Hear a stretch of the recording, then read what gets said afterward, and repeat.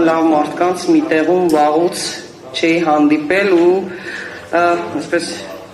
հին շփումները, հին լավ օրերը հիշեցինք, երբ որ շփվում էինք, քննարկում էինք տարբեր հարցեր։ Ողջունում եմ ձեզ Հայաստանի ձայնը կոնֆերանսում, համարենք այն բացված։ Այս միջոցառումը, հարգելի հետևորդներ, տեղի ունենում հատկապես այսօր երկու պատճառով։ Մայիսի 3-ը մամուլի ազատության միջազգային օրն է եւ ես շնորհավորում եմ զանգվածային լրատվության միջոցների բոլոր աշխատակիցներին, լրագրողներին, խմբագիրներին, տեխնիկական անձնակազմերին, ընթերցողներին, մեր մասնագիտական տոնի առթիվ ցանկանալով դիմադրողականություն եւ համբերություն։ Իսկ արդեն վաղը Երևանում մեկնարկում է Հայաստան Եվրոպական միություն Անդրանիկ գագաթնաժողովը, որը եւս մեկ առիթ է եվրոպական բարձրաստիճան պատվիրակությունների մեր եվրոպացի գործընկերների ներկայությամբ խոսելու Հայաստանում ժողովրդավարության վիճակի, քաղաքացիական ազատությունների եւ բոլոր այն արժեքների մասին, որոնք ընկած են այդ թվում եվրոպական քաղաքական համակարգի հիմքում։ Լրագրողներին ուղղված իմ բարեմաղթանքը դիմադրողականություն եւ համբերություն պատահական չէր։ Թեև Հայաստանում խոսքի եւ մամուլի ազատության ոլորտում խնդիրներ եղել են միշտ, որևէ տեղ եւ որևէ իշխանություն չի սիրում լրատվամիջոցներին եւ լրագրողներին, բայց հատկապես վերջին 8 տարիներին Հայաստանում զանգվածային լրատվության միջոցները մեծ թվով առանձին լրագրողներ ենթարկվում են իշխանությունների կողմից կազմակերպվող հետևողական համակարգային հարձակումների, սկսած շինծու քրեական գործերից ու ֆիզիկական սպառնալիքներից մինչև սոցցանցային հարձակումներ, բարոյահոգեբանական տեռոր, անձնական ու խոսքի ազատության սահմանափակումներից մինչև լրատվամիջոցների եւ լրագրողների դեմ դատական հայցեր, ծանր ֆինանսական պարտավորությունների հետևանքներով, կառավարող ուժի ու նրա արբանյակ սունկայքերի ու սոցցանցային էջերի կողմից գեներացվող ատելության խոսքից մինչև հրապարակային հայհոյանքներ եւ հասցեական վիրավորանքներ, խտրական վերաբերմունքից մինչև լրագրողների ընտանիքների անդամներին ու անգամ անչափահաս երեխաներին ուղղված սպառնալիքներ, ուղիղ եթերում բռնության կիրառումից մինչև լրագրողի աշխատանքի խոչընդոտման այլ դրսևորումներ, բռնության գործադրման կալանավորումներ, խուզարկություններ, գույքի առգրավումներ, գովազդատուների վերահսկողություն եւ ուղղորդում։ Ակնհայտ է, իրենց սանձարձակ երկրի ղեկավարին եւ առհասարակ բարձրաստիճան պաշտոնյային падգամավորին ոչ վայել պահվածքի ինդուլգենցիան ստացել են քաղաքական ղեկավարությունից, որոնց գործողությունները շատ հաճախ որևէ հակազդեցության չեն արժանանում միջազգային համապատասխան կազմակերպությունների կողմից։ Այդ մասին վկայող բավական խոսուն ապացույց է այն, որ Հայաստանը մամուլի ազատության համաշխարհային վարկանիշում էական վատթարացում է արձանագրել 34-րդ տեղից նահանջելով 50-րդին։ Ըստ լրագրողներ առանց սահմանների կազմակերպության 2026 թվականի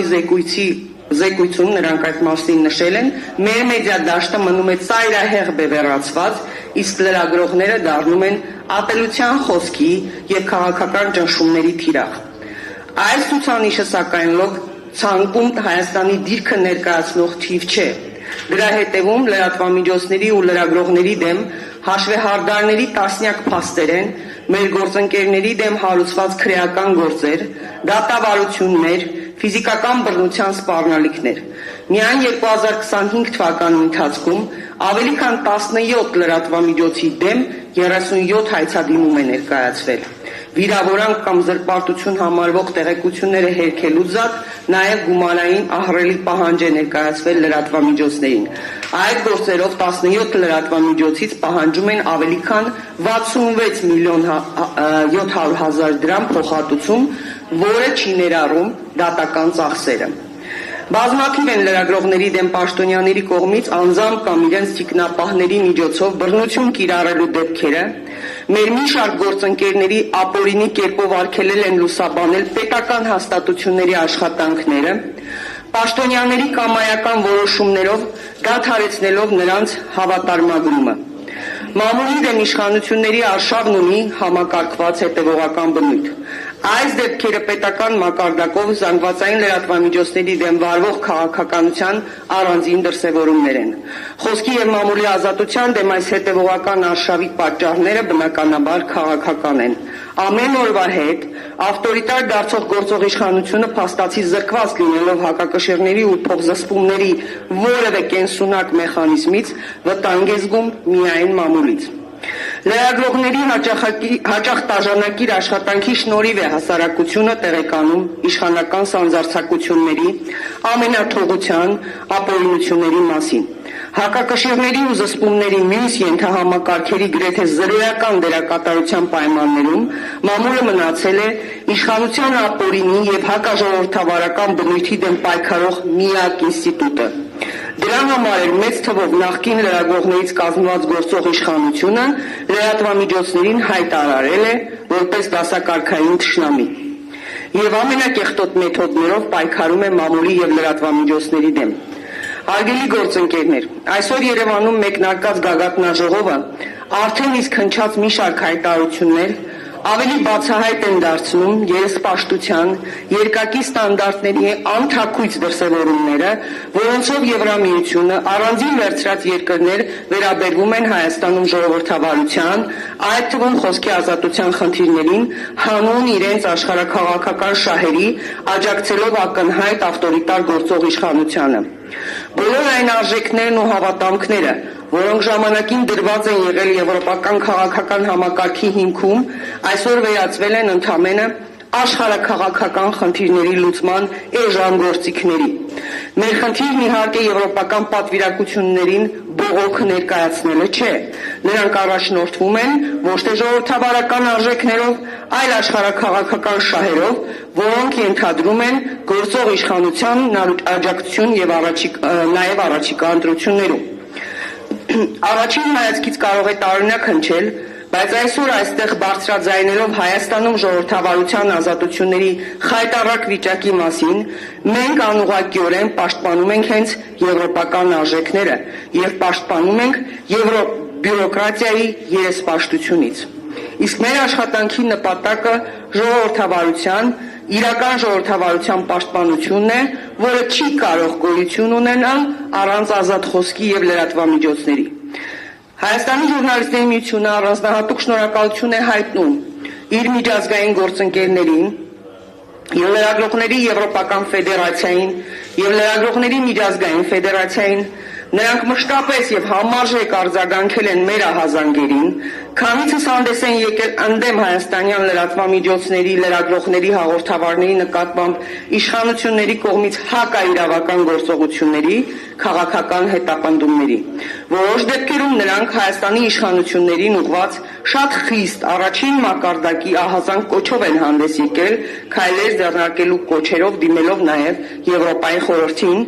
լրագրողների անվտանգության հարթակին, որը եւս քանիցս առաջին կարգի ահազանգեր է հնչեցրել։ Այսօրվա կոնֆերանսում մենք խոսելու ենք սակայն ոչ միայն մամուլի դեմ կիրառվող բռնաճնշումների սահմանափակումների, այլ ավելի լայն համատեքստում քաղաքացիական ազատությունների վիճակի մասին։ Ուրախ եմ, որ մեր կոնֆերանսին բացի գործընկեր զանգվածային լրատվամիջոցներից մասնակցում են նաև հեղինակավոր իրավապաշտպաններ, փաստաբաններ, որոնք վստահ եմ իրենց զեկույցներում, ելույթներում իրավիճակը լավագույնս կներկայացնեն, հատկապես մարդու իրավունքների ու ազատությունների իրական վիճակը Հայաստանում։ Մաղթում եմ բոլորիս արդյունավետ աշխատանք եւ ներկայացնեմ մեր կոնֆերանսի բանախոսներին։ Սիրանուշ Սահակյան, միջազգային եւ համեմատական իրավունքի կենտրոնի նախագահ իրավապաշտպան, մարդու իրավունքների եվրոպական դատարանում հայ գերիների ներկայացուցիչ, Ջոն Այբդերը, որը ներկա կգտնվի մեր կոնֆերանսին իր ուղերձով, Քրիստոնեական համերաշխություն միջազգային իրավապաշտպան կազմակերպության նախագահ իրավապաշտպան, պարոն Ռոբերտ Ամստերդամ, իրավաբան եւ մարդու իրավունքների միջազգային պաշտպան,